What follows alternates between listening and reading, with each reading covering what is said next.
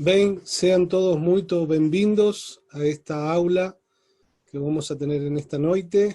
A Jetro Internacional é uma organização com sede na União Europeia que tem como principal missão desenvolver líderes de alta relevância a responder aos desafios impostos dentro desse novo concepto de mundo e, com isso, consolidar uma nova postura ética e comportamental, capaz de aprimorar políticas públicas em prol do ser humano, através da ação da diplomacia humanitária e de políticas governamentais de formação de compliance. Esta palestra é uma produção independiente, sendo seu conteúdo de responsabilidade dos seus idealizadores. En esta noite tenemos un convidado especial, está con nosotros también para participar de esta aula del Dr. JB, el Dr. Rodrigo Teras, que él es psicólogo, pedagogo, teólogo, tiene una posgraduación en psicopedagogía y neurociencia, con foco en inteligencia emocional, un M&B en aconsejamiento espiritual pela Regent University, liderança avançada pela EMD, Master Coaching por la International Coaching Federation, Master Certified Coach, Leader in Training por la Franklin Colvin en los 7 hábitos das pessoas altamente eficaces. Así que en esta noite queremos saludar a todos vocês y convidarlos unos minutos con el Dr. Rodrigo Teras. Doctor. Muito boa noite a todos. Dom Diego, como sempre, é um prazer, não é, estar com você, né? Apesar da distância, você na Argentina, em Buenos Aires, sim, eu aqui em São Paulo, né? Mas unidos sempre, né? Pelo nosso coração, né? Eu queria só passar momentaneamente que dentre a Jetro, ela tem, nesses últimos anos, sendo uma organização não só de muita relevância, né, nos continentes onde nós temos nos estabelecidos, mas nós temos mudado a história, né, porque antes o acesso a plataforma da espiritualidade estava apenas dentro do contexto das questões dogmáticas e religiosas. E a Jetro, ela traz uma nova linguagem, né, um novo olhar, onde a espiritualidade ela está conectada à saúde integral do ser humano. Então, todos os nossos diplomatas pelo mundo, eles conseguem ter acesso aos mais diferentes locais, desde uma simples conversação com um policial, né, com uma autoridade, até campos de refugiados, né, onde a ONU está lá cuidando, preservando, trazendo segurança àqueles refugiados. A Jetro tem tido acesso. Nosso trabalho no Comitê Humano e Humanitário, ele tem realmente trazido efeitos que são muito benéficos, efeitos que estão construindo uma nova liderança, uma liderança que é uma liderança humana e humanitária, não é? Nós não precisamos mais de liderança de tablado, aquele líder que eu e você fomos acostumados a ter como referência, aquele líder onde ele ficava num tablado, ficava distante, eu sou intocável, não é? Eu sou o melhor, não é? Isso não existe mais, né? Nós precisamos de líderes que nos inspire, e nos inspire a quê? A construir uma nova sociedade, e uma sociedade muito mais humana e muito mais humanitária. Dentro deste processo, não é? Uma das situações que nós temos abordado exatamente é o nosso curso, que eu quero dividir com vocês rapidamente, que é o curso de capelania familiar, né? Nosso curso, ele tem como principal meta formar um profissional que vai estar trabalhando com a família, um profissional que vai estar linkando, não é? Trazendo um novo modelo para esses pais, ativando esses pais para um novo modelo dentro dessa sociedade tão complexa, desarmar as armadilhas emocionais dentro das estruturas familiares. É isso que nós queremos. Nós queremos formar agentes de transformação no meio familiar. Hoje, a cada 40 segundos, uma pessoa está cometendo suicídio. Isso não está mais na situação periférica das questões emocionais. Isso está linkado a todas as estruturas, inclusive dentro da igreja, inclusive dentro da religião. Aquilo que era tão seguro, não é? Um local que as pessoas achavam que nunca seria atingido. Hoje você tem padres, pastores, pais de santo, mães de santo, você tem sacerdotes, sacerdotisas, todos estão entrando, às vezes, dentro de situações complexas do seu emocional, depressão, né? Você tem pessoas vivenciando síndrome do pânico e, às vezes, numa tragédia do suicídio. Nós queremos formar, através desse curso, capelães que vão estar interagindo com a família e, dessa maneira, promovendo uma transformação. Vão ser 3 blocos, 60 horas de curso, é muito conteúdo. Dom Diego é muito conteúdo, é conteúdo assim para a pessoa passar a vida, né? A vida tomando para si, não é, tantas formidáveis novas ideias a respeito de como atender a família. E nesse primeiro bloco, são 40 horas.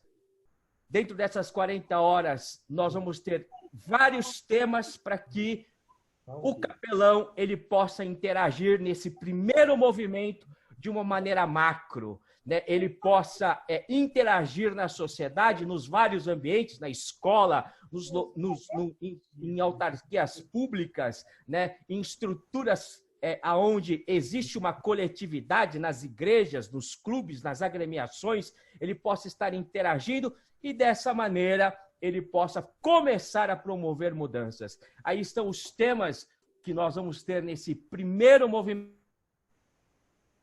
não é? Este aqui que eu gosto muito, que é o perigoso príncipezinho, o perigoso príncipezinho. Sim, você que deu para o seu neto, para o seu filho, o livro do Pequeno Príncipe, venha ver este curso e venha ver o perigo que é o livro do Pequeno Príncipe para as nossas estruturas emocionais. E, além disso, muito outros cursos, né? Eu sempre falo, essa é uma frase minha, e eu sempre digo, o seu emocional vai determinar os seus verdadeiros resultados. E isso dentro da família é algo quase que absoluto, muito verdadeiro. O emocional de uma família vai determinar os resultados que aqueles filhos estarão gerando para o futuro, né? Então, esteja aí conosco, também participando do nosso curso de capelania familiar. Dom Diego, eu devolvo para você as palavras e o poder, né, dos microfones. Excelente, mi amigo, excelente. Aí você pode fechar-me aí agora sim. Pronto. Obrigado, mi mestre, mi formador. Bem, sin deixar esperando a la audiencia nesta noite, quiero que podamos recibir a nuestro palestrante, al doctor JB de Oliveira, todos seus JB. Muito obrigado, Angel, muito obrigado a todos, obrigado a Jetro por esta oportunidade e obrigado aos amigos que estou percebendo aí para nos assistir. Não estou vendo a todos, mas vi aí Francis, minha confreira na Academia Cristã de Letras, meu irmão Gonçalo, e Délcio, ex-companheiro da nossa imprensa oficial do Estado, Cleusa, que é da nossa casa, meu irmão Davi, irmão carnal, irmão na fé também, que aí se encontra, e outros amigos que não estou conseguindo aqui identificar, mas a todos agradeço igualmente. É um grande prazer. Bem, nós vamos conversar sobre a Bíblia. Uma viagem à Bíblia, uma viagem pela Bíblia, é uma viagem de conversa. Não preciso dizer que não vamos esgotar o assunto, de maneira alguma. Afinal de contas, são 66 livros, daí Bíblia significar os livros, tá? Bíblia, os livros. Pela versão evangélica, são 66 livros, 39 no Velho Testamento, 27 no Novo Testamento. Pela versão católica, há mais 7 livros, que são os denominados deuterocanônicos, isto é, segunda relação, segundo cânon. Então, vai para 73. Não vamos ter aqui um estudo teológico, de forma alguma. Não vamos ter aqui também uma aula de teologia bíblica. Então, essa nossa conversa não tem caráter doutrinário, dogmático, dominacional. É aquilo que o nome diz, é uma viagem pela Bíblia. Vocês sabem quão difícil é fazer um resumo. Quem já teve que fazer um resumo de um livro, imagine fazer o resumo de uma biblioteca. Nós hoje vamos começar. Quero dar mais ênfase nesse começo, quero fazê-lo um pouco mais detido, porque é o início. E nas outras oportunidades, nós vamos passar mais rapidamente por aquilo que vamos falar. Em que eu estou me baseando? Primeiramente, na vontade de transmitir a vocês aquilo que venho colhendo ao longo da vida na leitura da Bíblia. Eu aprendi a ler aos 6 anos de idade. E minha mãe já me pôs uma Bíblia às mãos para que eu lesse. E como eu era garoto, gostava de ler deitado na cama, então eu usava democraticamente as mãos. Na mão direita eu tinha a Bíblia, na mão esquerda eu tinha o gibi. Quando eu estava sozinho, eu estava lendo o gibi. Quando ela se aproximava, abaixava o gibi e subia a Bíblia. Entre gibi e Bíblia, desenvolveu toda a minha literatura ao longo da vida. Sou um ledor incorrigível, adoro ler e adoro os temas espirituais. Já li a Bíblia sistematicamente 8 vezes, de Gênesis a Apocalipse. Estou lendo pela 9ª vez. Estou em Josué, capítulo 19, quando ele termina de fazer a divisão da terra prometida entre as tribos de Judá. Eu tenho aqui algumas Bíblias. Estamos, como vocês sabem, em casa, no que eu chamo de quartório, que é a soma de quarto com escritório. E aqui no meu quartório, eu tenho, no momento, 8 Bíblias. Esta aqui, vamos ver se dá para ver, é a maior. É muito interessante, é a Bíblia Mirador, muito interessante, porque a introdução é apresentada em 4 colunas, com comentários sobre a ótica católica, ortodoxa, protestante e judaica. Essa é a introdução. Então, quando vamos começar a conhecer, nós temos essas 4 visões. Isso, para mim, é muito importante, porque eu acho que nós não podemos ter uma visão única, uma visão míope da Bíblia. Esta é a maior, e esta aqui é a menor. Esta é uma Bíblia de bolso, que me serviu por muitos anos, quando era mais fácil ler, porque imagine o tamanho dela, imagine o tamanho da letra. Eu tenho aqui a que uso mais sistematicamente. Está bem desgastadinha. Esta aqui, que me acompanha já há muitos anos. E eu gosto de ler com uma caneta às mãos, porque às vezes eu tenho que fazer alguma anotação, eu tenho que fazer alguma sinalização, e esta aqui está bem marcada por sinal.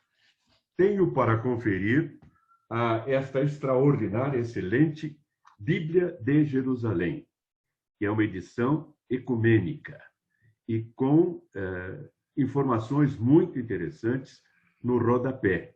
É bastante interessante a Bíblia de Jerusalém. Tenho aqui duas versões em inglês, Holy Bible, pela versão King James, porque às vezes precisamos procurar um pouquinho fora do nosso português. Tenho esta outra aqui em espanhol. Tenho o Novo Testamento com a versão em alemão, francês, inglês e holandês. Esta aqui é uma Bíblia comum, com letras maiores. E tem os Novos Testamentos, apenas Novo Testamento e Salmo. E isto é um material de consulta, de estudo, de pesquisa. Essas estão aqui em casa. Tem outro tanto lá no Instituto, lá no escritório, incluindo uma Bíblia edição Vida Nova, do Dr. Russell Shedd, um grande estudioso da Bíblia, professor de teologia. É por aí que temos que andar, comparativamente. O que é, então, a Bíblia? Ela foi escrita por 40 autores. E começa a escrita 1.500 anos antes de Cristo, até 450 anos antes de Cristo, o Velho Testamento. E 45 anos depois de Cristo, até 90 anos depois de Cristo, o Novo Testamento. Como eu disse, o Velho Testamento, na versão evangélica, tem 39 livros. O Novo Testamento tem 27 livros. Por que essa diferença de 39 livros para os evangélicos e mais 7, portanto, 46 para a versão católica?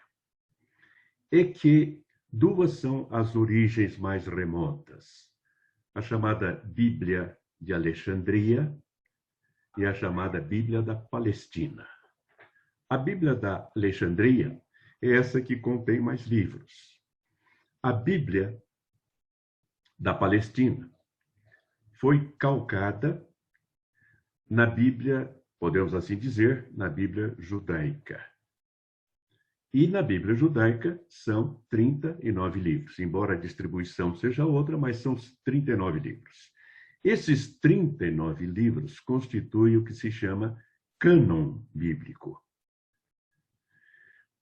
Ao acrescentar, ao colocar mais 7 livros, a Bíblia católica coloca os chamados deuterocanônicos, ou seja, de um segundo cânon. Tem valor esses livros? Sem dúvida alguma. São livros preciosos, importantes. São eles Baruch, Eclesiástico, Judite, primeiro livro de Macabeus, segundo livro de Macabeus, Sabedoria e Tobias. Há ainda 2 acréscimos no livro de Daniel e no livro de Judite.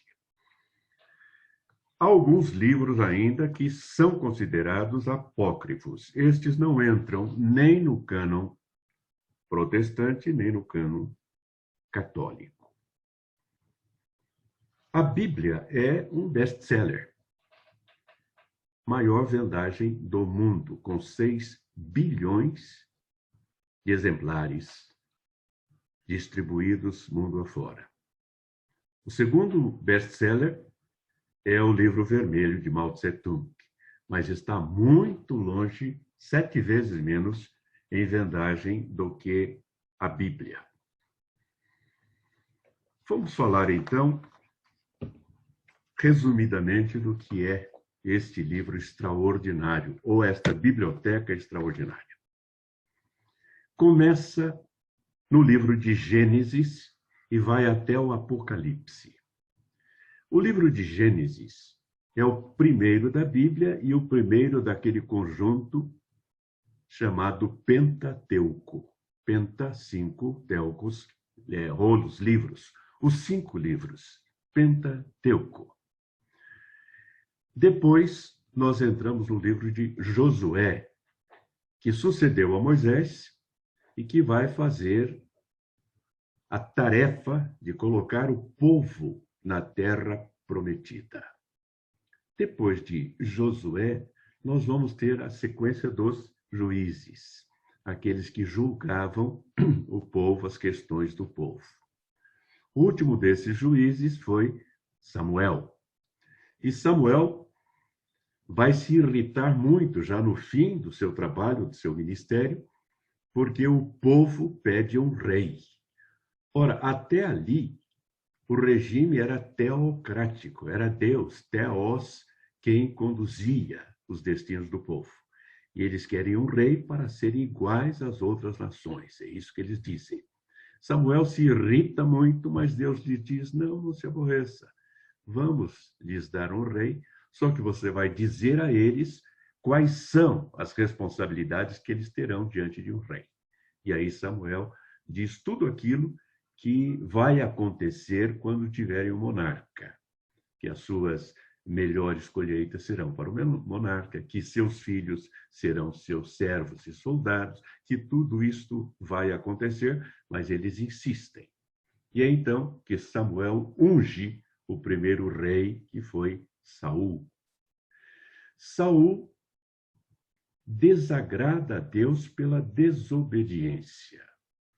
Deus havia dito que ele deveria exterminar todo o gado e mesmo a vida dos reis que ele combateria. E ele desobedece e guarda alguns bois, alguns animais. Quando Samuel se dirige para lá e ouve esse ruído, pergunta a ele, o que é isto?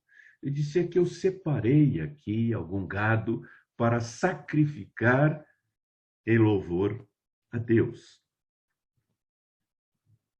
E aí Samuel, ouvindo a voz de Deus, diz, para Deus vale mais a obediência do que o sacrifício, a obediência do que esta prestação de um sacrifício. A partir daí, começa Samuel a receber de Deus a orientação de procurar um novo rei, que virá então a ser Davi. Davi, durante 40 anos, reina sobre todo o povo.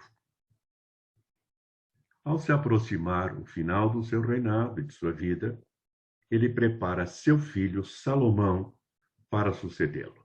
Nós vamos falar mais detidamente à frente. Não hoje, não dará tempo. Prepara Salomão para substituí-lo. E Salomão vai reinar também por 40 anos. Salomão era um homem muito sábio. É conhecido como o mais sábio dos homens. Mas houve um problema muito sério no seu reinado. Ele chegou a ter 700 esposas e 300 concubinas. Nós que normalmente temos uma só, sabemos o que isso significa. Imagine 700. E eram de várias origens. Não eram hebreias, não eram israelitas, eram de várias origens.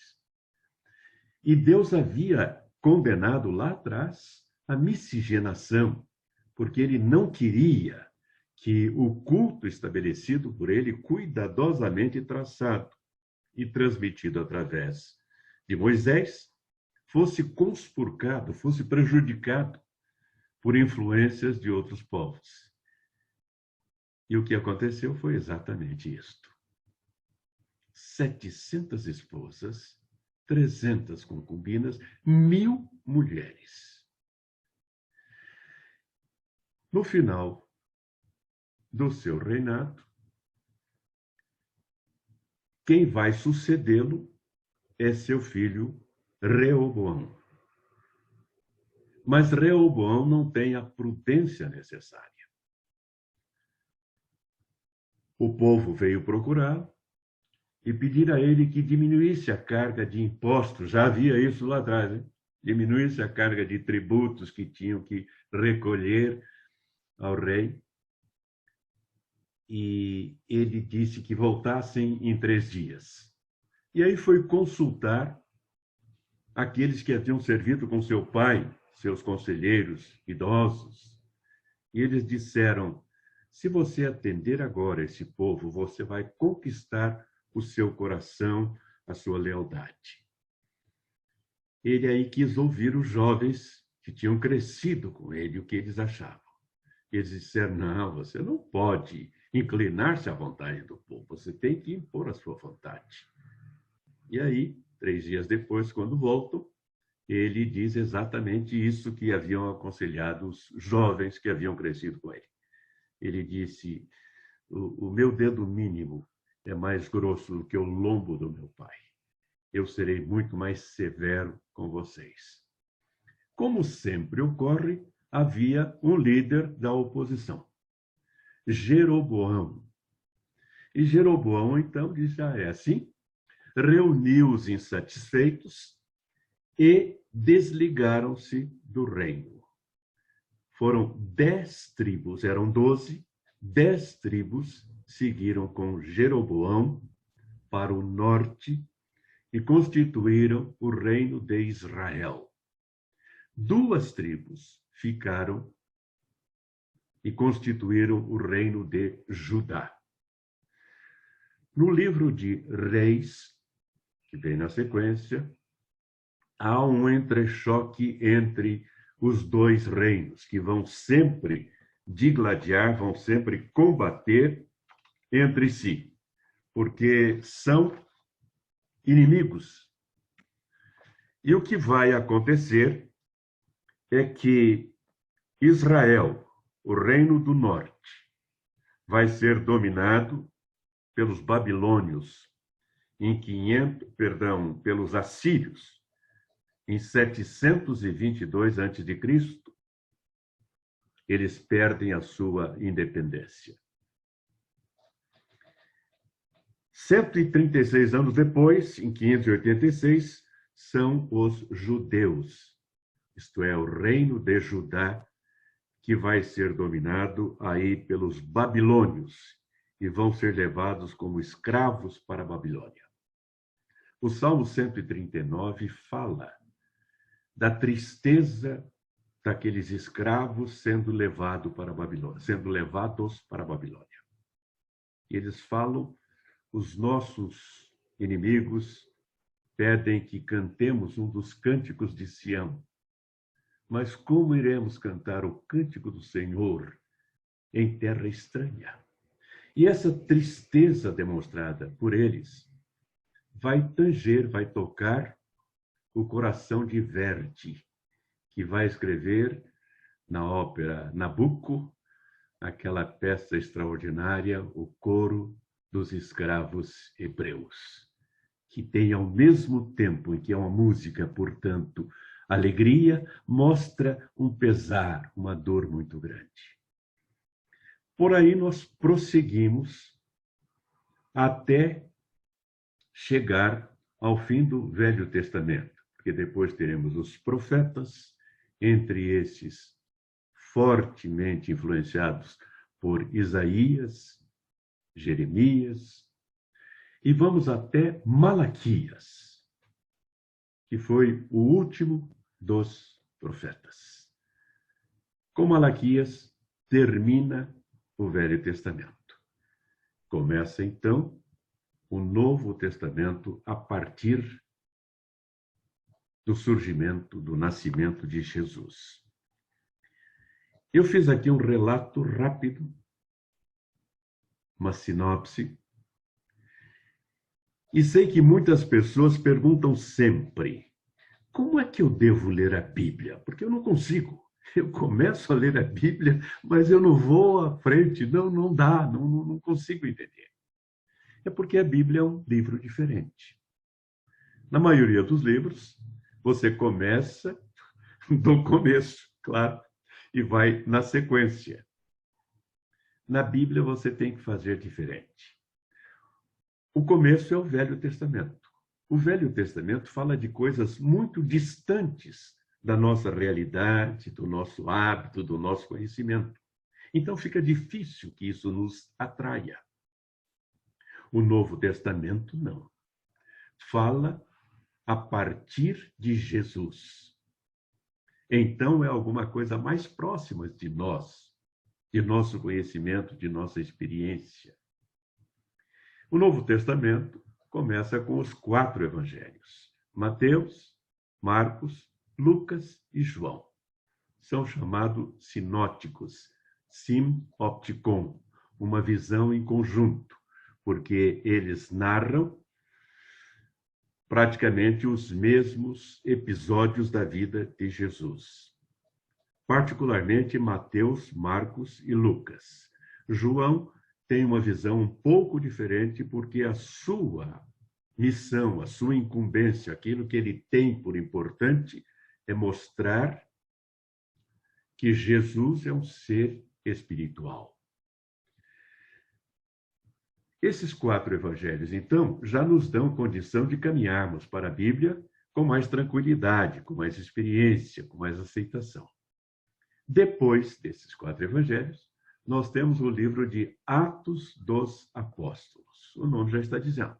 Vai relatar aquilo que acontece com os apóstolos após a partida de Jesus.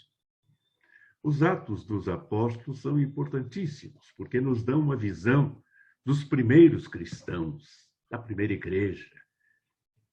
Fala-nos também das primeiras missões e nos apresenta a figura extraordinária de São Paulo, Paulo de Tarso, que de perseguidor passa a perseguido.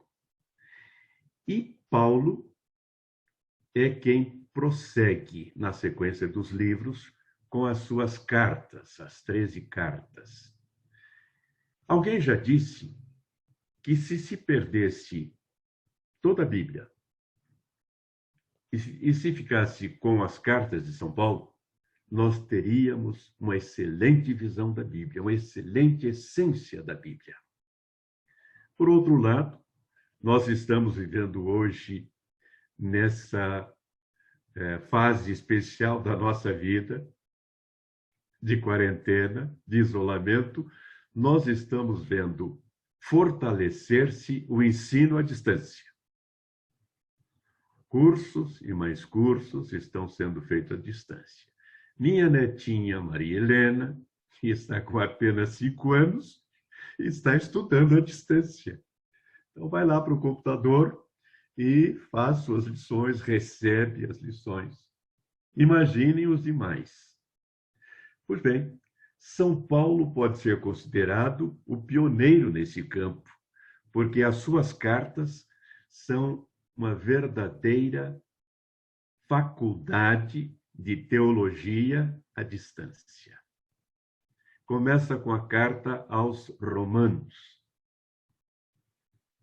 Depois temos as 2 cartas aos Coríntios. Coríntios, não é Corinthians.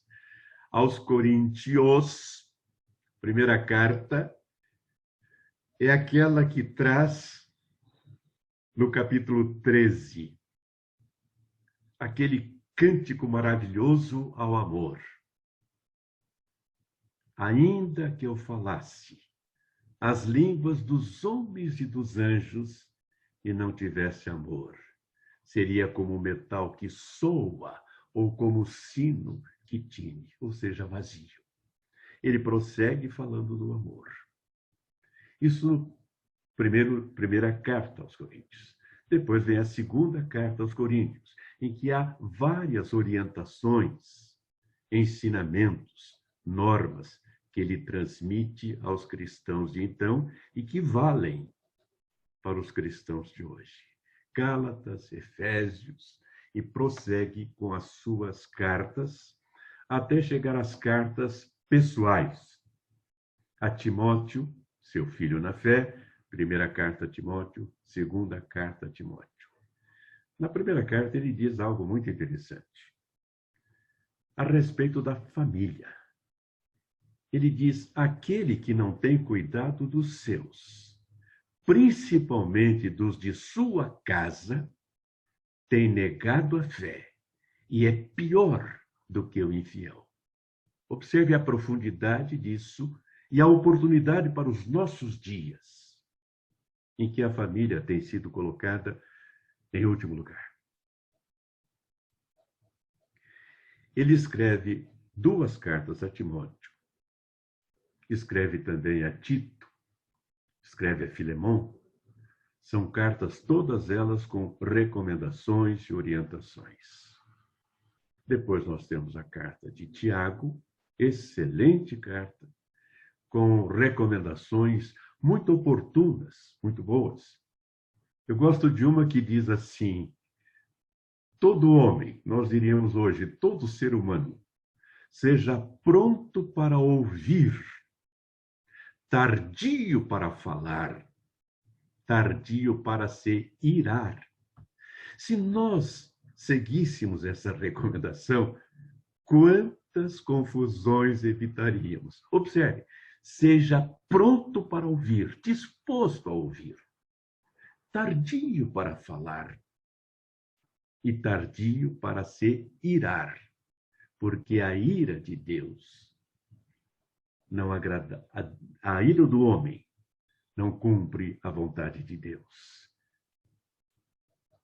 Imaginem nesses acidentes de trânsito, às vezes banais, uma mera colisão, uma mera passagem ao lado um do outro, nada mais do que isso, e chega a gerar o quê?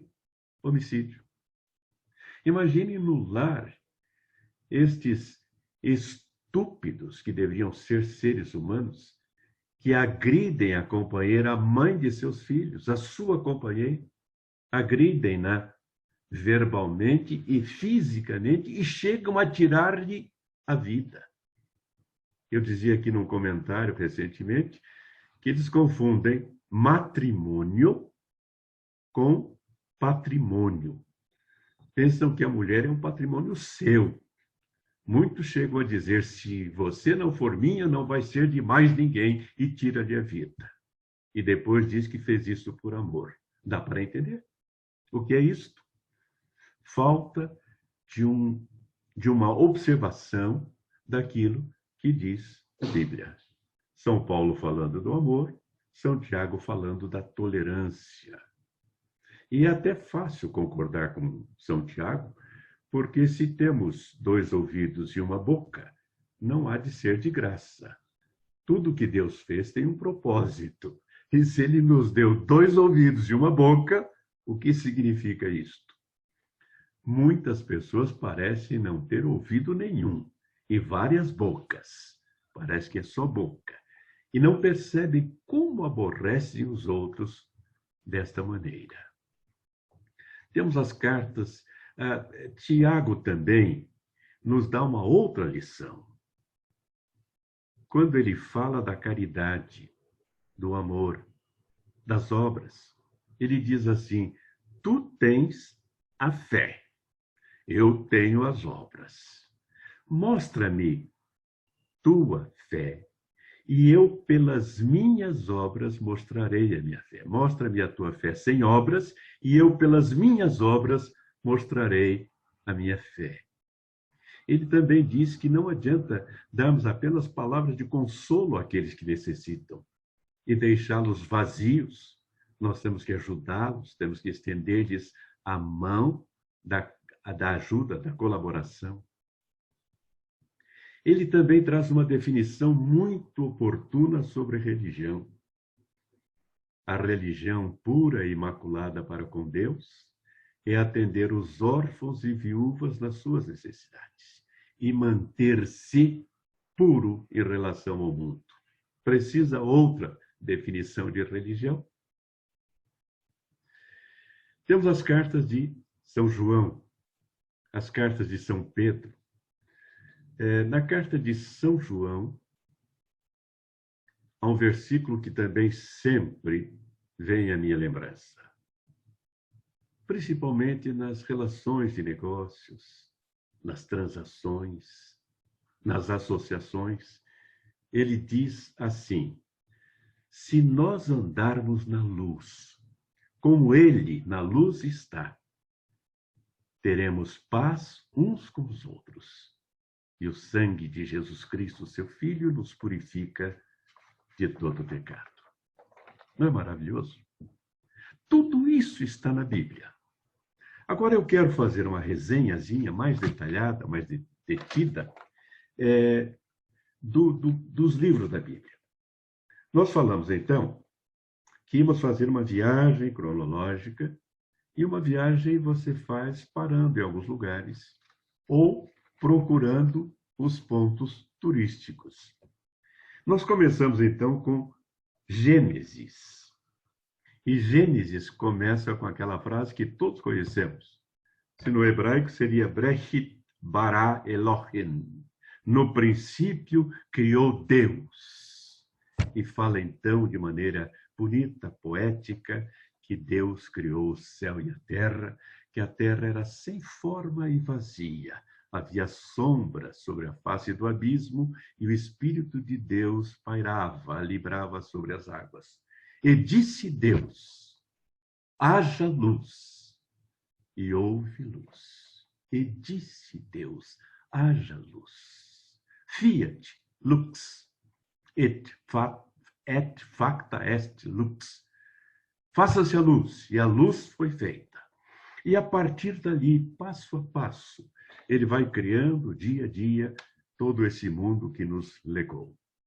E é interessante que ao fim de cada dia, de cada obra, há um versículo que diz: e viu Deus que era bom. E viu Deus que era bom. E viu Deus que era bom. Parece-me que ele foi o primeiro a exercitar o controle de qualidade. Ele foi ver se realmente era bom. E prossegue assim, até que no capítulo 2, versículo 18, muda um pouquinho. Está escrito assim: e viu Deus que não era bom que o homem estivesse só. Far-lhe-ei uma companheira. E aí ele cria a mulher como companheira. Outras versões falam ajudadora do homem, para ajudá-lo. Por quê? Porque Deus viu que não era bom que o homem estivesse só. Ele não teria condições de desempenhar a sua atividade só. Precisava dar-lhe alguém que o ajudasse. E se era para ajudar alguém que não estava tão bem assim, haveria de ser alguém melhor do que ele. Tenhamos que convir. Era melhor do que ele para poder ajudá-lo. Porque se fosse pior do que ele, não ajudaria, atrapalharia. Criou, então, a mulher e a entrega a ele. E ele diz: esta agora é carne da minha carne e osso dos meus ossos.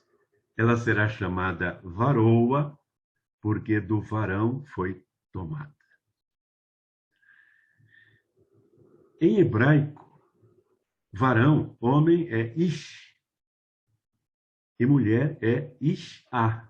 Ou seja, ela será chamada ishá, porque de ish foi tomada, da essência ela foi tomada. Ela é uma parte do homem, só que melhorada. Ao primeiro homem nós damos o nome de Adão.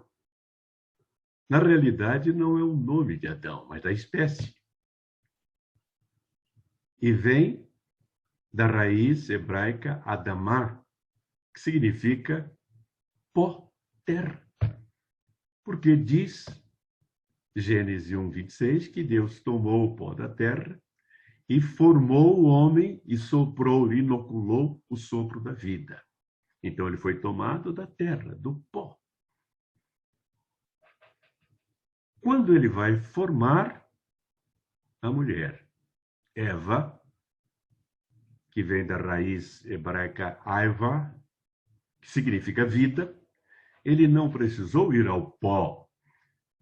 Ele foi à vida, ou seja, ao ser que já era vivo, Adão e tomou uma parte desse ser e criou a mulher. Aí estão algumas considerações a esse respeito. Isso está no capítulo 1 e no capítulo 2 de Gênesis. Mas aí veio o capítulo 3. Eu ouço algumas pessoas falarem a respeito de concordância, acordo, e dizer, isso vai até o capítulo 3, ou até a página 3. Já ouviram isso, não? Quando entendem que a coisa não vai muito longe, não vai progredir. Aqui, literalmente, foi até o capítulo 3, que é quando se dá a queda, o pecado inicial e original. E aqui nós vamos ter a primeira desculpa esfarrapada, quando Deus pergunta a Adão, onde estás? E ele diz, eu ouvi a tua voz aí no jardim, e como eu estava nu, eu vim me esconder. E Deus disse, como é que tu sabias que estavas nu? Por acaso comeste daquele fruto que eu disse que não era para comer? E aí vem a primeira delação premiada. Ele diz, a mulher que me deste por companheira, me deu a fruta e eu comi. Olha que inocente. E como nessa delação premiada, ele envolve não apenas a mulher, mas também Deus. Observe, a mulher que tu me deste por companheira, me deu do fruto da árvore e eu comi. Aí é que ele é posto para fora do jardim do Éden. E surge pela primeira vez a referência de um anjo, que é um querubim, que fica tomando conta da entrada do Éden para eles não voltarem, com uma espada flamígera. Alguns sabem o que é isso. Uma espada flamígera para impedir que ele volte. Gênesis prossegue aí falando de Caim, Abel, seus descendentes, fala de uma figura cujo nome a gente ouve sempre.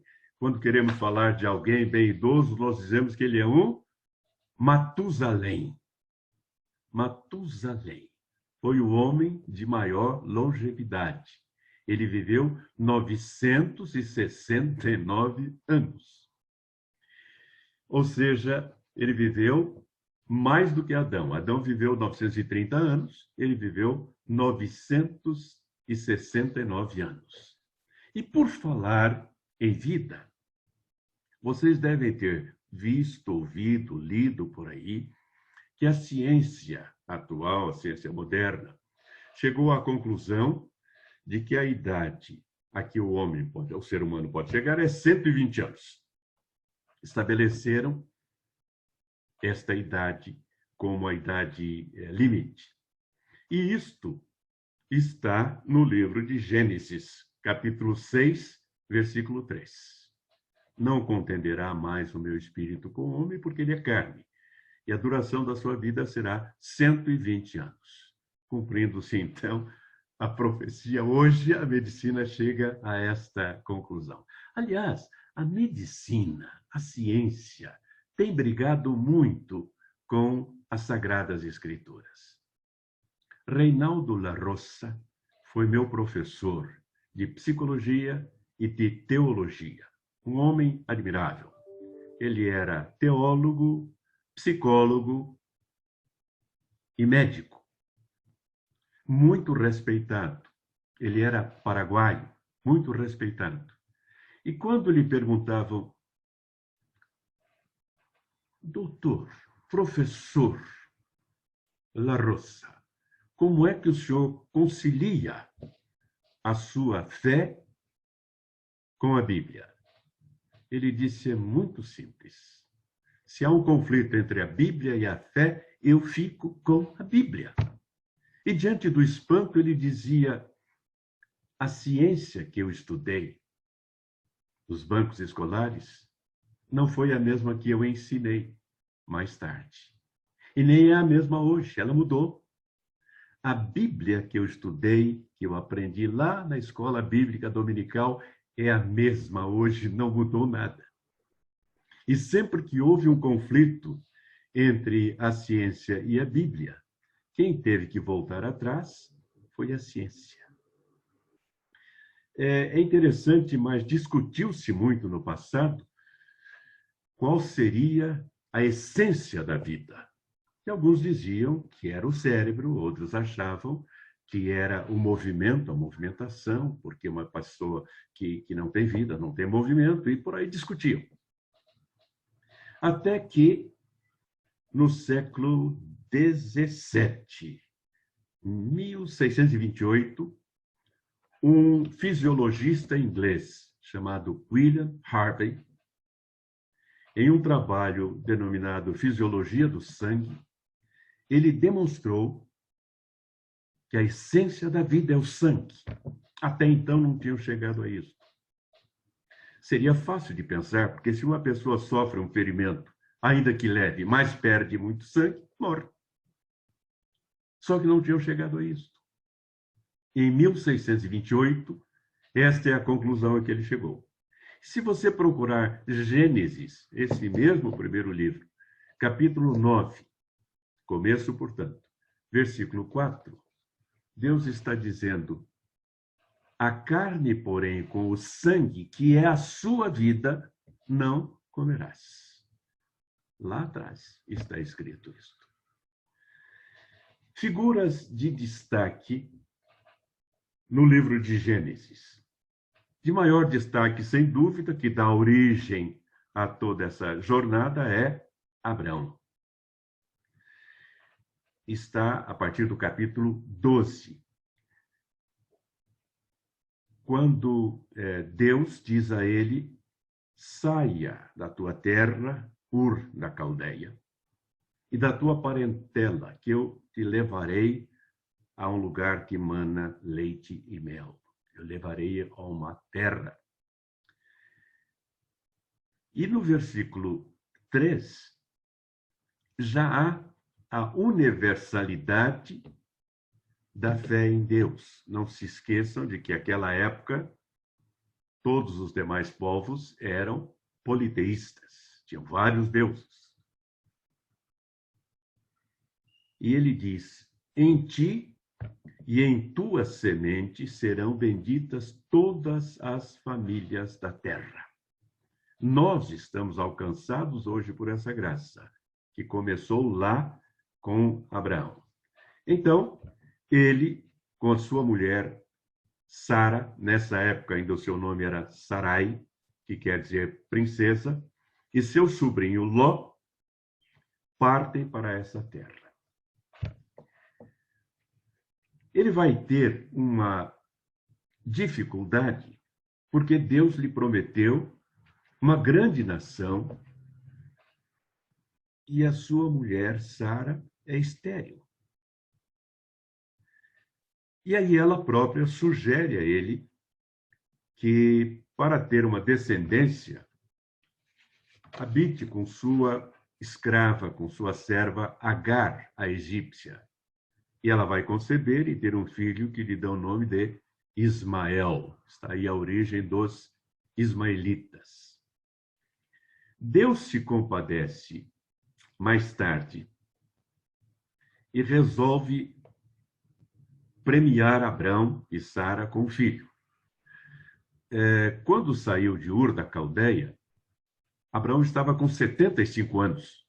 Agora, aos 99 anos, Deus o visita e diz que ele será pai. E ele sorri discretamente. O mesmo vai fazer Sara quando recebe a notícia. E ela tem 89 anos. E aí o anjo pergunta: por que vocês sorriram? Não sorrimos. Sorriram, sim. Um ano depois, nasce o filho prometido, Isaque. E o nome Isaque significa riso, exatamente porque riram diante da promessa. Para quem ia ser pai de uma multidão, ter apenas um filho não significa muito. vamos encontrar no prosseguimento, no capítulo, isso que lhes falei, de Abrão com 99 anos, a promessa e tal, está nos capítulos 17 e 18 do livro de Gênesis. No livro 18, há também o anúncio de Deus a Abrão, que vai exterminar Sodoma e Gomorra pelos abusos que praticavam. E aí nós vamos ter a primeira pechincha da história. Abrão diz: Senhor, se nessas cidades houver 50 justos, tu não pouparás a cidade por amor dos 50 justos? Ele diz: sim, se houver 50 justos, eu pouparei a cidade. E aí Abrão diz: e se em vez de 50 houver 45, não poupará? Sim, pouparei. E 40, e 30, e 20, e 10. E Deus diz: sim, pouparei. Mas não foram poupadas as cidades, porque nem 10 justos havia ali. Havia apenas Ló e sua família, que foram salvos da destruição de Sodoma e Gomorra. E aqui há também um episódio sobre o qual devemos pensar. Os anjos que foram tirar Ló e sua família de Sodoma e Gomorra disseram: caminhe rápido para a planície e não olhem para trás. O que aconteceu? A mulher de Ló olhou para trás e converteu-se numa estátua. O que significa isso para nós? Olhar para trás não é uma boa prática. Nós vamos ter recordações, talvez mágoas, talvez ressentimentos. Vamos olhar para frente. Nasce Isaque quando Abrão tem 100 anos. Isaque vai se casar com Rebeca. Em seguida morre Sara, com 127 anos. Abrão se casa novamente, desta vez com Setura, e tem 6 filhos. Nós estamos percebendo aqui o surgimento dos povos que constituíram o grupo de judeus e o grupo de árabes. São filhos da mesma semente, o mesmo pai, Abrão.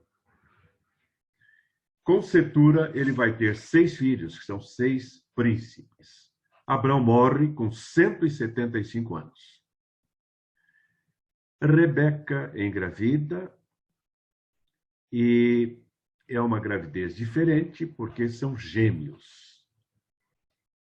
E o anjo diz a ela que 2 nações há no teu ventre, e 2 povos se dividirão das tuas entranhas. Nasce, então, Esaú, cujo nome significa Edom, ou vermelho, e Jacó, o nome significa suplantador. Esaú veio primeiro e a parteira amarrou uma fitinha em seu pé. Mas, em seguida, o que aconteceu é que houve uma reversão e quem nasceu primeiro foi Jacó. Por isso, suplantador. Vai haver desavença entre Esaú e Jacó na disputa pela primogenitura, e eles vão ter, por um bom período, um afastamento. Aí Jacó conhece Raquel, filha de seu tio Labão, e ele se apaixona imediatamente por Raquel. Essa paixão é tão tocante que Labão diz a ele: bom, para você se casar com a minha filha, você tem que trabalhar 7 anos para mim. E ele aceita de bom grado, 7 anos. Camões vai olhar para isso já no século XVI e vai escrever um poema. Começa assim: 7 anos de pastor, Jacó servia Labão, pai de Raquel, serrana bela, mas não servia ao pai, servia a ela, que a ela só por prêmio pretendia. Ele prossegue, é um soneto. Isso é o que acontece. Trabalha 7 anos, no fim dos 7 anos, ele vai reclamar a sua esposa.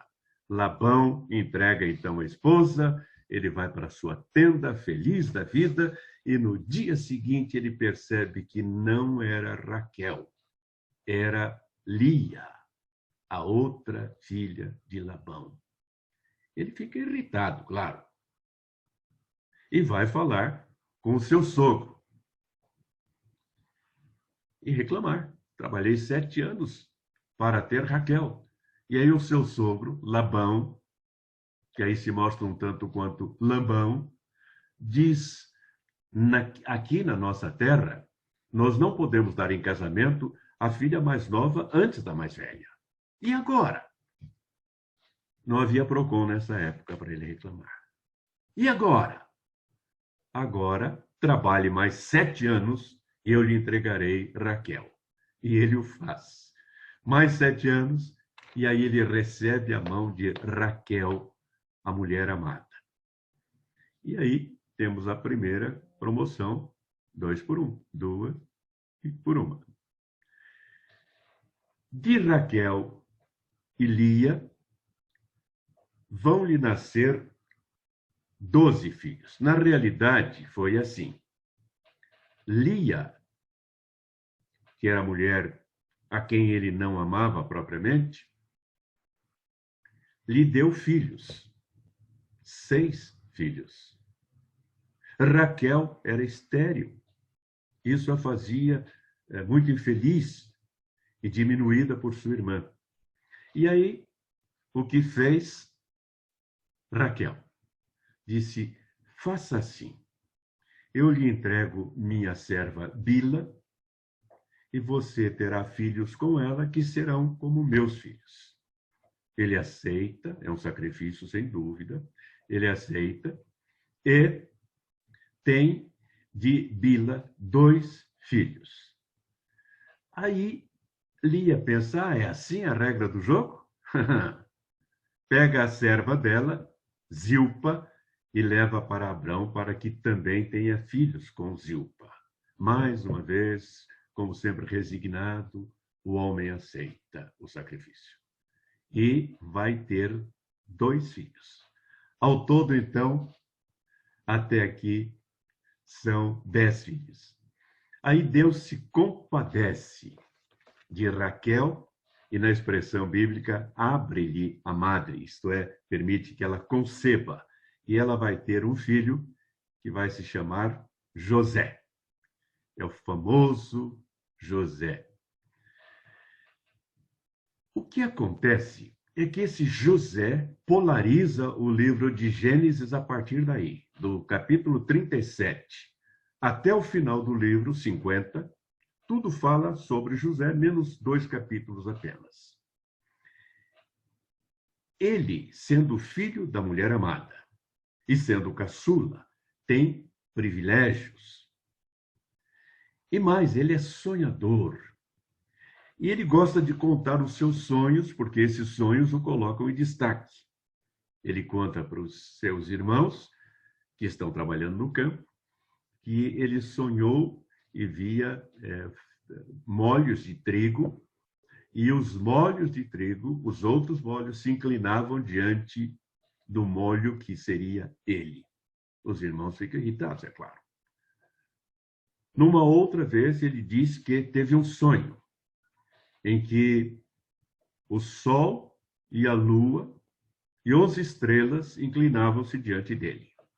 Aí o pai é que ficou aborrecido. Que história é essa? Você acha que sua mãe e eu vamos nos inclinar diante de você? Bem, ainda assim, ele é o preferido de seu pai, que lhe dá uma túnica bonita, de várias cores, e manda-o ver o que estão fazendo os seus irmãos, que estão cuidando do rebanho. Ele vai até lá, e quando vem chegando, os irmãos veem-no e diz, lá vem o sonhador. E estão tão irritados com ele, que resolvem matá-lo.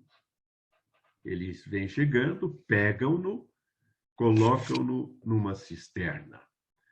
pegam e combinam um plano. Nós pegamos essa túnica de cores dele, matamos uma ovelha, jogamos o sangue aí, dizemos que foi um animal que o matou. Colocam nessa cisterna, e nisso vem passando uma caravana de ismaelitas rumando para o Egito. Judas diz, por que matar? Melhor vender. E aí convence os irmãos a vender o seu irmão mais novo, José, para aquela caravana. Vendem-no por 20 moedas de prata. E ele é levado para o Egito na condição de escravo. Chegando lá, vai para a casa de Potifar, que era o chefe da guarda do faraó. Ele permanece na casa de Potifar por algum tempo, mas sofre o assédio por parte da mulher de Potifar. E ela simula que ele a atacou, então ele é preso. Na prisão, ele ganha a confiança do carcereiro, tem uma posição privilegiada ali, e numa determinada ocasião, 2 companheiros de cela, o copeiro do rei e o padeiro do rei, dizem que tiveram sonhos a noite toda e queriam saber qual era o significado desse sonho. Então, contem, vamos ver o que é. O copeiro disse, eu sonhava que eu pegava os cachos de uva, exprimia-os na minha mão, 3 cachos, e colocava no copo de Faraó e o servia, como eu fazia antes. José diz, bom, esse sonho significa que dentro de 3 dias você vai ser retirado daqui e vai voltar a servir como copeiro a Faraó. O padeiro, então, disse, eu tive também um sonho. Eu sonhei que tinha sobre a cabeça um cesto com vários pães e as aves do céu se alimentavam desses pães.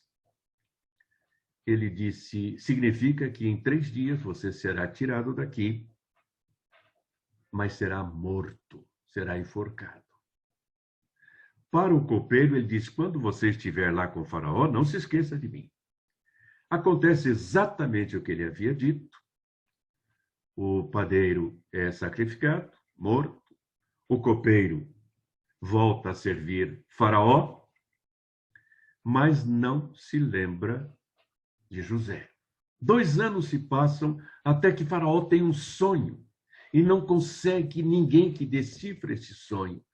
Aí o copeiro diz, quando eu estava na prisão, havia lá um varão estrangeiro que decifrou meus sonhos. Manda buscar. E vão buscar.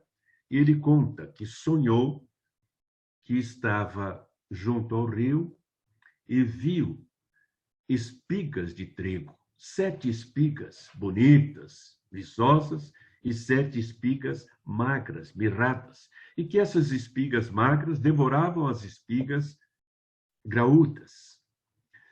Tornou a sonhar e viu 7 vacas magras e 7 vacas gordas, bonitas, e que essas vacas magras devoravam as vacas gordas. Aí José interpreta o sonho, os 2 sonhos têm o mesmo significado. Haverá fartura durante 7 anos no Egito, e depois haverá 7 anos de fome. Essas 7 vacas magras significam fome. Nós já ouvimos pessoas usarem aqui a expressão sem saber a sua origem, dizendo que estamos vivendo a época das vacas magras. Acontece exatamente isto. Então, Faraó percebe que ele é um homem de grande conhecimento e ele disse a Faraó que seria interessante que Faraó constituísse sobre o reino um homem que pudesse, durante esse período, 7 anos, coletar gêneros alimentícios, guardá-los, para que então tivesse fartura quando viesse o período de fome. Quem o faraó escolhe? Exatamente a ele, José. Dá-lhe o nome de Zafenate Paneia, que significa Salvador do Mundo. Ele se casa com a filha do sacerdote de Dom, Azenate, que lhe dá 2 filhos, Manassés e Efraim. Heródoto, o pai da história, narra esse episódio do período de fome vivido pelo mundo, em que o Egito foi considerado o celeiro do mundo. A fome chega a Berseba, onde mora Jacó e seus filhos. E ele manda, então, seus filhos ao Egito para buscar alimentos. Aí há toda aquela história que nós conhecemos de José fazendo-se, não sendo reconhecido pelos seus irmãos, embora ele os reconheça, e trata-os com dureza para que eles sintam o peso daquilo que ele havia sentido. Mas ele faz isso contrastadamente, ele quer ajudar. E diz que, se eles quiserem novamente buscar alimentos, que tragam o seu irmão menor. Ele havia perguntado se tinha um pai vivo ainda, se tinha um irmão, e eles disseram que sim, que tinha um irmão, mas que não podiam trazê-lo, porque seu pai já tinha perdido o irmão daquele menino, porque ele era também filho de Raquel. Seu nome era Benjamim, e quando ele nasceu, Raquel morreu. Por isso, Jacó pensou em dar-lhe o nome de Benoni, filho da minha dor, mas resolveu dar-lhe o nome de Benjamim, filho da minha força, da minha destra. Sobe ao Egito, ele então se revela ao pai e aos irmãos como José, diz que aquilo foi preparado por Deus para que os pudesse salvar, e eles ali permanecem numa terra especial chamada Gozém. José morre aos 110 anos e termina aí o livro de Gênesis. Eu vou falar rapidamente, são 9 horas e 20 minutos, vou dar mais 5 minutos, falando dos outros livros. Em seguida vem o livro de Êxodo, que conta a saída do povo hebreu do Egito rumo à terra prometida. A grande figura de Êxodo e dos próximos livros é Moisés, o salvo das águas. Havia uma ordem de Faraó para que as crianças do sexo masculino que nascessem fossem mortas pelas parteiras. Mas nasceu esse menino, que era muito bonito, e as parteiras ficaram com dó e não o mataram. Mas ele foi crescendo e era um risco para a sua família, que poderiam descobrir que ele lá estava, isso representaria a morte da família. Então, vejam, eu estava pensando em falar isto anteontem, quando tivemos a palestra sobre o empoderamento da mulher, dizer como a mulher é diferenciada, como ela percebe e cria algumas estratégias. Como fazer? Então, sua mãe, Joquebede, chamou sua irmã, Miriam, irmã de Moisés, e montou uma estratégia. Criaram um cestinho de vinho, betumado, colocaram Moisés nesse cestinho, o bebê, e Joquebede disse, eu vou colocar o cestinho com seu irmão aqui em cima, esse cestinho vai descer até lá embaixo, onde a princesa, a filha de Faraó, estará se banhando. E ela vai ver o bercinho, vamos ver o que acontece. E não aconteceu outra. A princesa se banhando com as suas aias, de repente viu aquele cesto, mandou buscar, abriram-no e era um menino bonito. E alguém disse, é uma das crianças, é um dos filhos dos hebreus. Disse, mas é tão bonito, puxa, seria tão bom ficar com ele. Aí Miriam, que estava ali perto, disse, eu conheço uma mulher hebreia que pode cuidar dessa criança para você. Disse, então manda buscar. Ela vai buscar sua mãe, que é mãe de Moisés, e a princesa a contrata para cuidar de Moisés. Então ela tem a bênção de cuidar do próprio filho com toda a segurança e ainda recebendo por isso. Moisés é criado como filho da filha de Faraó, vai ter regalias, mas quando ele, no capítulo 3, está no deserto, fugindo porque havia defendido um hebreu de um ataque e acabou sendo revelado esse crime, ele fugiu estava lá no deserto e viu uma sarça que ardia, mas não se consumia.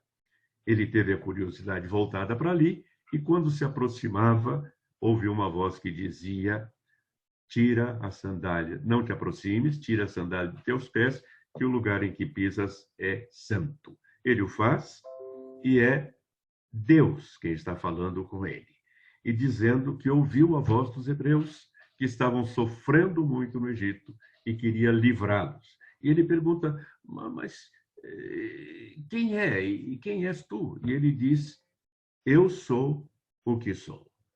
Yod He Vav He. Eu sou o que sou. Você vai e em meu nome vai livrar o povo do Egito. E diz: mas senhor, eu sou pesado de boca, sou pesado de língua, não sou eloquente. Deus se aborrece um pouquinho e diz: quem foi que fez a boca do homem? Ele continua relutando. Aí Deus diz: está vindo aí Arão, seu irmão, teu irmão. Ele falará por você. Ele fará isso por você. E está no versículo 16. Ele falará por ti ao povo e acontece que ele te será por boca.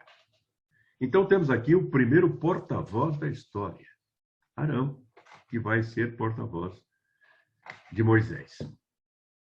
Depois, várias instâncias com Faraó, como você já sabe, que se recusa a deixar sair o povo, e vem as pragas do Egito. A primeira, as águas que se convertem em sangue, a segunda, as rãs que surgem, e esses dois milagres, esses dois feitos, também os sábios do Egito conseguem reproduzir. Depois vem a terceira, que é a praga do piolho, aí eles não conseguem reproduzir, e daí para frente não conseguem mais, vem a das moscas, e a última, a morte dos primogênitos. E então, no capítulo 12, que é a saída do Egito, nós temos a instituição da Páscoa e a saída do Egito. Depois temos a passagem pelo Mar Vermelho.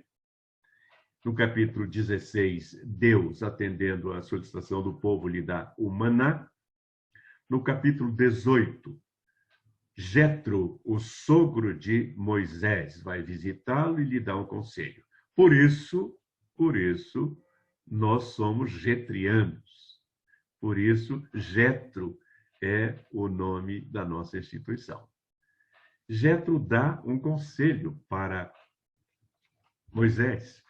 E é um conselho tão oportuno que até hoje aqueles princípios são usados.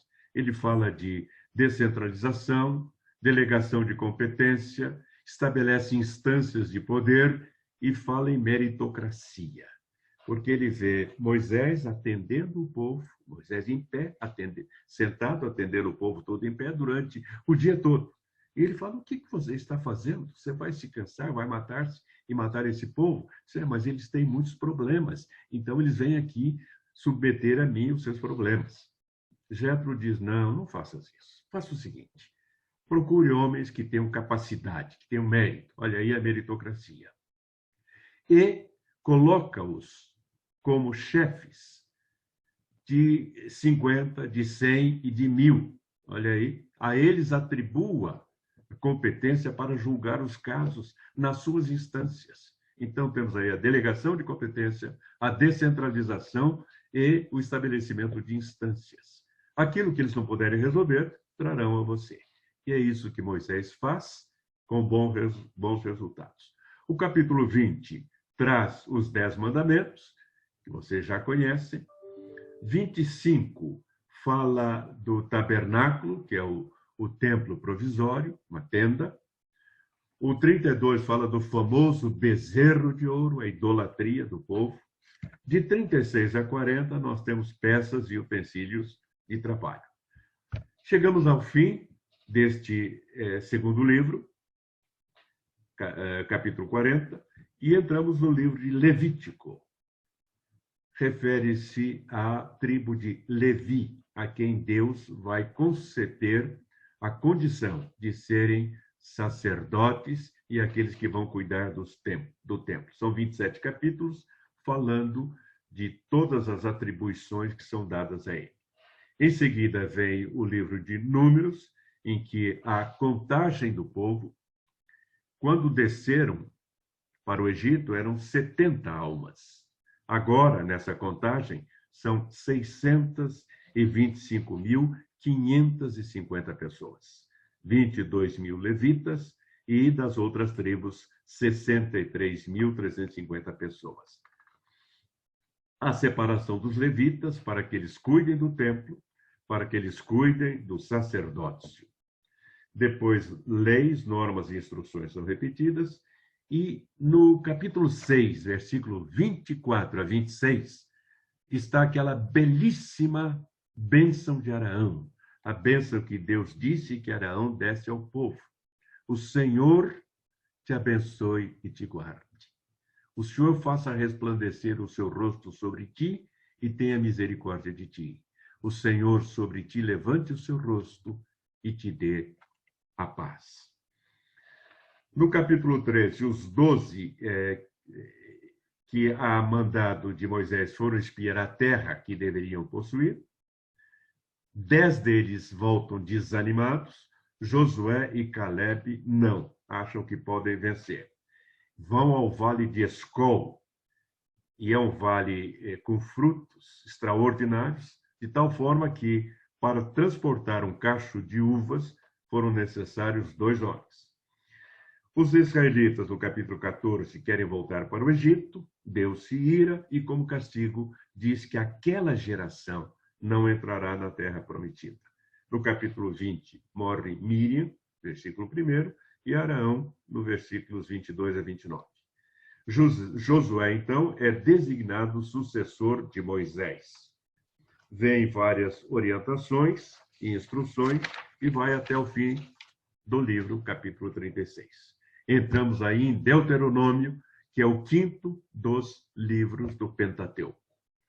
Deuteros, segundo, nomos, lei, ordem, norma. Então, a repetição das leis. E o que tem de importante aqui são os 3 discursos de Moisés. O primeiro discurso, capítulo 1, versículo 6, até capítulo 4, versículo 40. O segundo discurso, capítulo 5, de 1 a 11, e 32, de 1 a 11, e depois até 32, com interrupção de alguns capítulos. E o terceiro, capítulo 29 a 30. Vem a repetição dos 10 mandamentos, depois a ordem de Deus, que está no capítulo 6, versículo 5.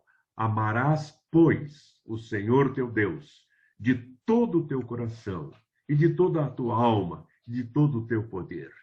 Este foi o mandamento repetido por Jesus, quando perguntaram qual o maior de todos os mandamentos. Ele repetiu este mandamento, dizendo que o segundo, igual a esse, era: amarás a teu próximo como a ti mesmo. Vem a vocação da tribo de Levi, as leis de guerra, caridade para com o próximo, aqui a pena de açoites. E aí, no capítulo 31, Moisés nomeia Josué como seu sucessor. 32, último cântico de Moisés. 34, ele sobe ao monte Nebo, vê a terra prometida e morre, como Deus havia dito. Ele morre com 120 anos, e o texto diz: e seus olhos nunca se escureceram, nem perdeu o seu vigor. Viajamos aqui pelo Pentateuco, os 5 primeiros livros da Bíblia. Na próxima oportunidade, nós completaremos aí mais rapidamente. Eu quis dar-lhes um pouco do sabor do Velho Testamento, que muita gente diz que não consegue ler, mas há muita coisa extraordinária. Muito obrigado. Devolvo a palavra ao comandante. Obrigado, Dr. JB. A verdade é impressionante, como você falou. Acho que vai ter que fazer vários volumes ou tomos de esta apresentação da Bíblia, né? Considerando também que depois da invenção da imprenta, a Bíblia é o livro mais vendido do mundo, né? No ano 2015 entrou nos récords Guinness por vender más de 5.000 millones, por reproducir 5.000 millones de Biblias en un mundo. Hoy a través de la tecnología tenemos las aplicaciones que podemos bajar o descargar infinitas de versiones como vos presentó al principio, pero en mis años de formación teológica con el seminario del Cono Sur de los hermanos nazarenos, yo conocí la Biblia do Oso, Urso, no sé cómo será en portugués, en español es la Biblia del Oso, que fue la primera traducción de la Biblia, después que sale del latín, es traducida al alemán, y del alemán es traducida a nuestras lenguas, ¿no? Y conocí, y cuando uno la lee a esa Biblia, tiene una forma de escritura muy difícil de poder hablarla y de interpretarla. Pero desde ya muy enriquecedor todo el trabajo que vos estás haciendo con esta temática. La verdad que quedé muy enriquecido y satisfecho. Antes de continuar y pasar a nuestro querido doctor Rodrigo Teras una presentación, queremos decirle que todos aquellos que quieran ser parte de la Capelanía Internacional Jethro, usted puede entrar a nuestras plataformas digitales, Instagram, Facebook o YouTube. Lémbrese que esta aula fue feita grabada, va a estar siendo subida a la plataforma YouTube para que usted pueda volver a escuchar no solamente a voz do JB, sino escuchar toda la información que él nos dio en esta noche, porque hallo que con una hora y poco, uno precisa volver a tener este conocimiento en nuestra mente y poder estudiar mejor. Así que esta aula ha sido grabada y luego ya estará subiendo a la plataforma de YouTube. Si você ainda no es capelán de nuestra institución, queremos que você pueda hacer parte de nuestra institución. Ahí você tem un número de contacto vía WhatsApp, donde usted va a poder hacer este curso que hoy es totalmente digital a través de la plataforma digital. Você va a recibir esta credencial, así como la mía, de la Cruz Vermelha, después va a tener su cartera personalizada, un título y su credencial, ¿ok?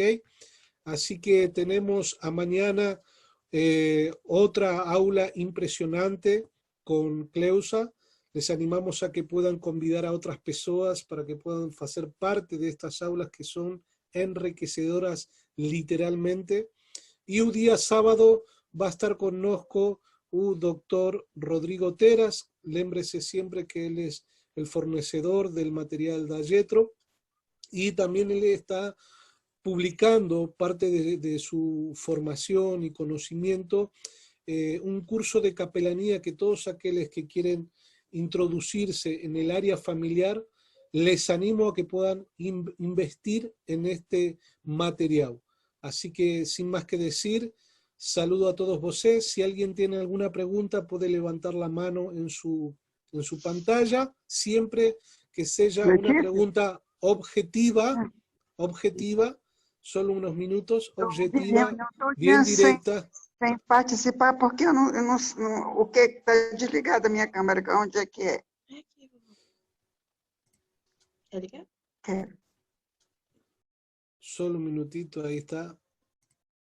Doctor Rodrigo Teras, ¿me escuta? Sim. Ok, todo seu. Graças. Só reforçando, não é? Durante esses últimos quase 10 anos, temos, não apenas no Brasil, em toda a América Latina, na África, na Europa, feito esse trabalho de diplomacia humanitária. Então, temos nos colocado à frente da sociedade como um comitê, e este comitê tem levado esta ideia de uma liderança muito mais humana, uma liderança que tem resultados mesmos para formar uma sociedade diferente, tendo como principal argumentação, o principal instrumento, a espiritualidade.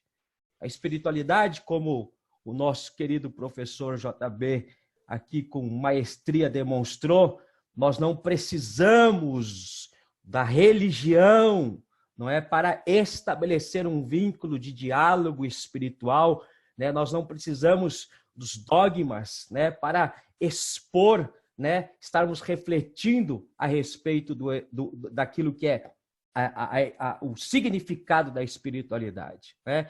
O dogma e a religião é extremamente importante, com certeza, não é? Mas estarmos na direção do outro, amar o outro, nos dirigirmos, né, para socorrer as vidas, isso não necessariamente precisamos comungar da mesma religião para que isso aconteça. Eu posso ir acudir aquele que é contrário a mim, contrário à minha crença, e até mesmo aquele que não tem crença nenhuma. E dentro deste papel, a capelania familiar, ela vem como um posicionamento, e é um posicionamento essencial para as nossas vidas. Nos dias atuais, o ponto-chave é a família. O ponto-chave é atender a família. Eu só quero colocar um videozinho. Essa última semana passou o programa que nós estivemos aqui no Brasil. O maior canal cristão é a Rede Gospel, né? Um canal voltado para a família cristã. E nós estivemos em um dos seus programas falando exatamente do projeto que estamos estabelecendo. Só um trechinho para vocês verem daquilo que nós estamos falando. Só acertar aqui o meu som, 2 segundinhos.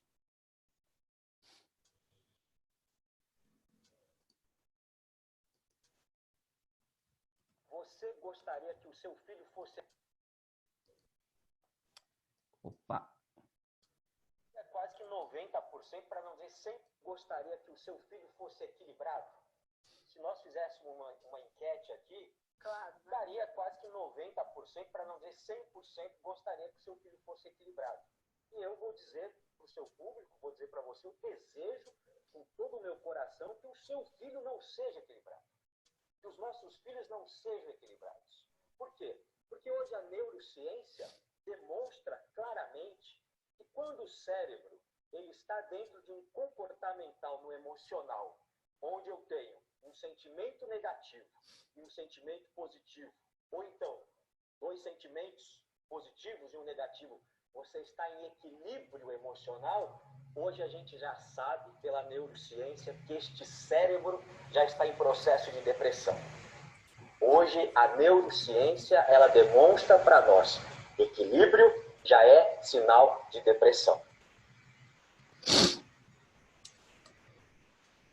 Se você tem interesse, né, em compreender mais sobre este projeto da capelania familiar, a formação, eu estou aqui deixando este celular, você pode entrar aqui em contato, mandar uma mensagem, porque nós estamos criando um grupo, este grupo vai ser um grupo ativo dentro da formação da capelania familiar. Anote aí, 11 95198 9000. 95198 9000. Manda uma mensagem para mim, não é? Eu vou estar colocando você dentro da nossa linha de transmissão e você vai estar recebendo todos os detalhes, todas as informações e fazendo parte de uma lista aí de líderes que eu acompanho e que eu tenho todos os dias alimentado com informações e informações riquíssimas. Dom Diego, devolvo para doutor, você as palavras. Obrigado. Vamos fazer parte dessa capelania impressionante. Pode passar-me o comando, agora sim. Bem, procurando a meu amigo pessoal, o Dr. João Arlindo com vocês. Olá, Martim, boa noite, Dr. JB, boa noite a todos e a todas. Eu quero, em nome da Jetro International, agradecer ao Dr. JB por essa brilhante palestra, por esses ensinamentos preciosos. Talvez a leitura bíblica não é uma leitura só por devoção, ela deve ser uma leitura por pesquisa e para adquirir conhecimento. E JB hoje trouxe bastante informações que é fruto de uma pesquisa minuciosa. Então, JB, a minha admiração e os parabéns e em nome da Jetro. A Bíblia, até mesmo para quem nela não acredita, JB, ela traz princípios que, se aplicados, reverte situações e eleva até a vida material da pessoa. Eu tenho por hábito ler os provérbios, porque o provérbio tem 31 capítulos, né? Então, eu pego um para cada dia. Por exemplo, ontem, que na verdade aí é hoje, para mim é ontem, que já passou da meia-noite, eu li o capítulo 28 e o que eu tirei, por exemplo, de lição no capítulo 28 é quando ele diz que aquele que lavra a terra tem fartura, mas o que ajunta com vadio ficará na pobreza. Então, são princípios que, se você aplica no seu dia a dia, você adquire, além de conhecimento, você adquire também um bom caminho, um bom viver e até fortuna, se você aplicar seriamente. Por exemplo, quando diz vai ter com a formiga, o preguiçoso, não é? Então, então, eu tenho só que te agradecer, você trouxe assim, a memória, e até parafraseando Paulo, o que dizer à vista dessas coisas. Então, não há mais o que acrescentar, sua palestra foi brilhante, a Jetro tem um ganho de...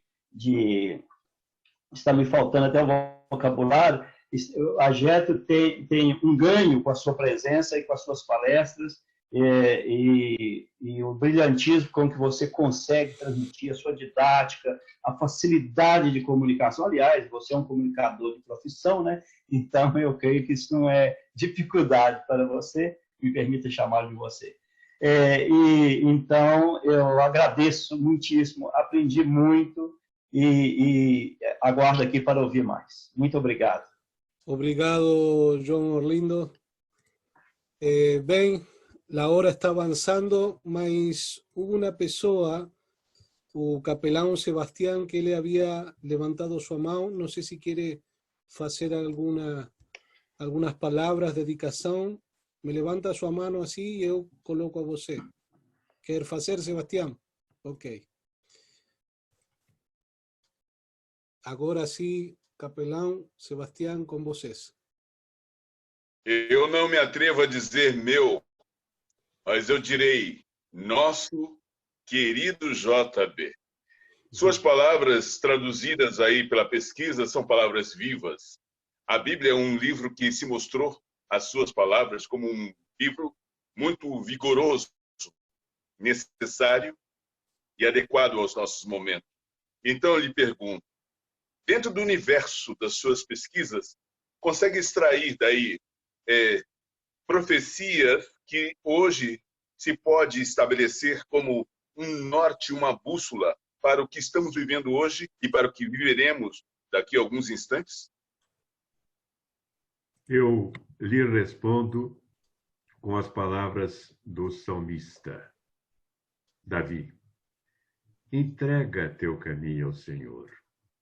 Confia nele e ele tudo fará. Porque do homem pode vir o projeto, mas o cumprimento das coisas vem de Deus. Quando nós nos entregamos docilmente às mãos dele, ele vai nos dar o melhor destino, porque como um pai amoroso, ele quer o melhor para cada um de seus filhos.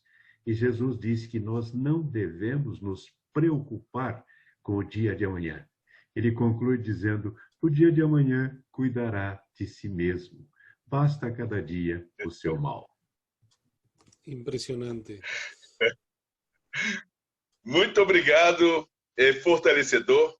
Palavras que dizem obrigado, elas são muito poucas para expressar o quanto eu estou me sentindo enriquecido. Penso que não, tenho certeza que todos nós. Não vou me estender. Já é o bastante. Meu espírito está em exultação. Obrigado. Obrigado, Sebastián. Obrigado. Bem, já Angelo, para... Angelo? Sim. Permita só passar um recado para o JB aqui. Aqui está no chat. O Ricardo Magalhães, do JB, escreveu aqui, ó, muito grato e abençoado com as doces palavras do querido e iluminado JB. E a Fabi escreveu o seguinte: tio, amei. Obrigado pelo carinho e pelas lindas palavras. Agradeço a Deus o privilégio de ter crescido sob o seu olhar cuidadoso e amoroso de tio. Família linda demais essa minha. Tio, louvo tio. Parabéns. E o Paulo Canaã que diz, mais uma brilhante explanação do querido amigo JB. Parabéns novamente, forte abraço, forte e caloroso abraço. São essas. Muito obrigado. Eu espero que a minha querida sobrinha Fabiana, que é odontóloga, venha fazer uma palestra muito importante que ela tem, falando sobre questões de câncer bucal, os cuidados, os riscos, as providências, e seria realmente alguma coisa muito boa para nós e para os nossos amigos telespectadores. Já está oficialmente convidada. Maravilhoso, obrigado. Impresionante. Ya para ir fechando, tenemos una pregunta aquí de Arlene. Arlene Damasceno. Vamos a darle la visual. Com vocês, Arlene. Boa noite. Alô, meu querido JB. Não é bem uma pergunta, como você começou a falar, essa viagem dentro da Bíblia, né, fez-me lembrar de algumas coisas aqui. Vou ser bem rápido, né, porque não estou com tempo aí. Eu sou ex-lutador, né, de MMA, já fui campeão brasileiro, sul-americano e mundial de jiu-jitsu, né? E uma parte da Bíblia, ela, como o João Arlindo falou, né? Ela me transformou, né? Porque dentro desse mundo, né, de luta, eu não conhecia a palavra, eu não tinha costume de ler a Bíblia, né? E eu fiz um pacto, né, de sangue para mim estar no meio da luta, né? E isso trouxe muita espírito, uma lipa dentro da minha casa, para dentro da minha família. Isso aí foi sendo destruída, né? E através da palavra, através da Bíblia, né, lendo, outras pessoas também me aconselhando, e hoje, né, estou no caminho do Senhor, sou evangélico, né, missionário, né, junto com a minha esposa, né? Parabéns mesmo, né, essa aula, essa viagem dentro da Bíblia. Amém? Muito, muito obrigado. Suas palavras dão muito alento, vontade de prosseguir. Eu agradeço também ao querido Ricardo, atuamos em outras áreas junto, é uma pessoa extraordinária, e ao Canaã, que já trabalhou conosco aqui naquele trabalho que fizemos, naquela conferência que fizemos sobre perito judicial. Ele é um perito judicial extraordinário. Muito obrigado.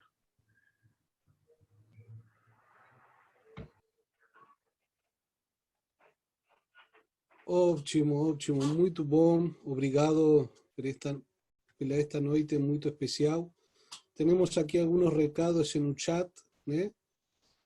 A Fabi fala, será um prazer, estou à disposição. Grande beijo para vocês, muito obrigado pelo convite. E Raul também, parabéns, caríssimo amigo Dr. JB, um grande e forte abraço extensivo a quem mais desejar, especialmente a meu amigo comum, Paulo Ney. Assim. Beleza, muito obrigado. Ok. Bom, pessoal, Que tenga un buen descanso cada uno de vocês. Pueden saludarse ahí.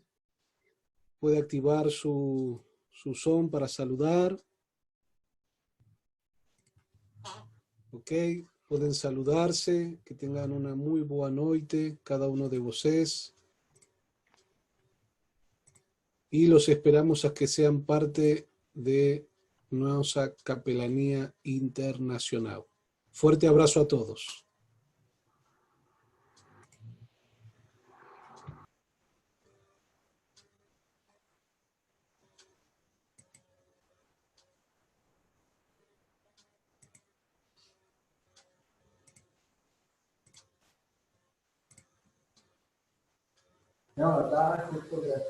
Boa noite a todos. Boa noite, JB. Um abraço, querido. Obrigado, retribuo o seu abraço. Ibrahim, meu querido irmão, obrigado por sua mensagem aqui no chat. Diógenes, obrigado. Cidadão policial. Parabéns. Boa noite a todos. Prazer estar com vocês hoje, gente. Um abraço para todos. Fiquem com Deus. Amanhã teremos a palestra da Coacreusa, hein? Com certeza, estaremos presentes, se Deus quiser. Así es, mañana tenemos a Cleusa Banadari. Boa noite, doutor. Muito obrigado. Boa noite, obrigado. Boa noite a todos. Obrigada aí. Boa noite, dona Marta.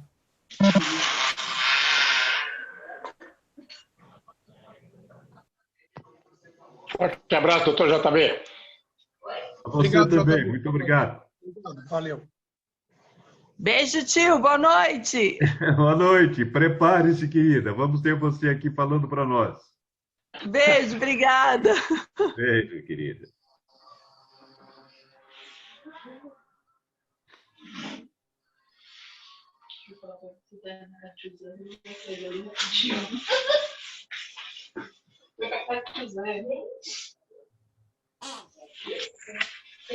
Foi muito bom o que o senhor falou, doutor JB. Gostei muito. Só veio a confirmar a palavra de Deus. Só veio a confirmar a palavra de Deus, né? Que toda a escritura é divinamente inspirada por Deus, útil para o ensino, para a correção, para redarguir, instruir o homem para toda boa obra. Isso só veio me ajudar a mais edificar os meus conhecimentos da palavra de Deus. Um forte abraço e uma boa noite. Obrigado, Edelson. Boa noite. Você também. Oi, Davi. Obrigado pela presença. Obrigado. Boa noite, JB. Um abraço, querido. A você também. Um grande abraço. Leda. Boa noite, Leda. Poxa, tá ouvindo? Tá me ouvindo? Estou.